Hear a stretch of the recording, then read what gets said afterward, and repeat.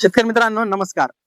आपली जी काही पिकाचं उत्पादन आपण आपल्या शेतामध्ये घेत असतो, या पिकांवरती होणाऱ्या किडीचा प्रादुर्भाव असेल किंवा रोगांचा प्रादुर्भाव असेल, तर आपण त्याला आपल्या नशिबाचा खेळ त्या ठिकाणी समजतो. पण बऱ्याच वेळेस मित्रांनो, शास्त्रीय आणि धक्कादायक कारण जर आपण बघितलं, तर आपल्या किडींचा किंवा रोगांचा प्रादुर्भाव हा आपल्या पिकामध्ये त्या ठिकाणी का होतो? कारण जर जे झाड तुमचं सशक्त किंवा स्ट्रॉंग असेल, तर अशा झाडांवरती आपल्याला किडीचा आणि रोगाचा प्रादुर्भाव त्या ठिकाणी कमी प्रमाणात दिसतो. परंतु जे झाड आपलं कमकुवत असेल, ताणामध्ये असेल, स्ट्रेसमध्ये असेल, अशा कमकुवत असणाऱ्या झाडावरती आपल्याला आपल्या किडींचा किंवा रोगांचा प्रादुर्भाव हा त्या ठिकाणी मोठ्या प्रमाणावरती झालेला आपल्या पिकामध्ये त्या ठिकाणी दिसून येत असतो. म्हणूनच मित्रांनो, त्याची जर मुख्य कारण जर आपण बघितली, त्याचं सर्वात पहिलं म्हणजे आपल्या जर पिकाला त्या ठिकाणी अतिशय मोठ्या प्रमाणावर पाणी त्या ठिकाणी होत असेल किंवा पाण्याचा ताण जर पडत असेल, तर अशा वेळेस आपलं पीक हे त्या ठिकाणी ताणामध्ये जात असतं.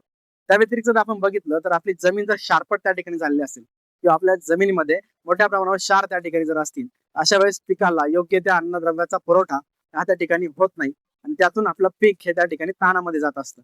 त्याच व्यतिरिक्त जर आपण बघितलं, तर अतिशय मोठ्या प्रमाणावर थंडी असेल किंवा अतिशय मोठ्या प्रमाणावर त्या ठिकाणी तापमान असेल, अशा दोनही अवस्थांमध्ये त्या ठिकाणी आपलं पीक जे आहे ते मोठ्या प्रमाणावरती ताणामध्ये जात असतं.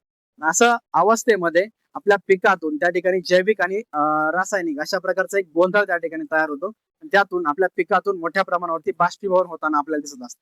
आणि ही बाष्पीभवन म्हणजेच आपल्या त्या रस शोषक किडींसाठी त्या ठिकाणी एक सेन्सर त्या ठिकाणी असतं. रस शोषक किडींना असणाऱ्या एक अँटेनामुळे त्यांना या बाष्पीभवनाचा त्या ठिकाणी जो काही सेन्सर त्या ठिकाणी मिळतो, त्यातून या किडींवरती या पिकांवरती आपल्याला या रस शोषक किडींचा अटॅक झालेला त्या ठिकाणी दिसून येत असतो.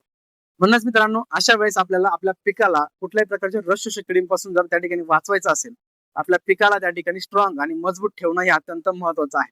आणि हे करण्यासाठी आपल्याला त्या ठिकाणी पिकाला ताणात न जाऊन देणं अत्यंत महत्वाचं आहे. त्यासाठी आपल्याला योग्य वेळी आणि अचूक वेळेस आपल्याला पाणी व्यवस्थापन करणे हे अत्यंत महत्वाचं आहे आणि सोबतच आपल्याला आपल्या जमिनीचा ऑर्गॅनिक कार्बन म्हणजेच तुमचा सेंद्रिय कार्बन सुद्धा वाढवणं हे अत्यंत महत्वाचं आहे. मित्रांनो, ही माहिती जर आपल्याला आवडली असेल तर चॅनलला सबस्क्राईब नक्की करा. धन्यवाद.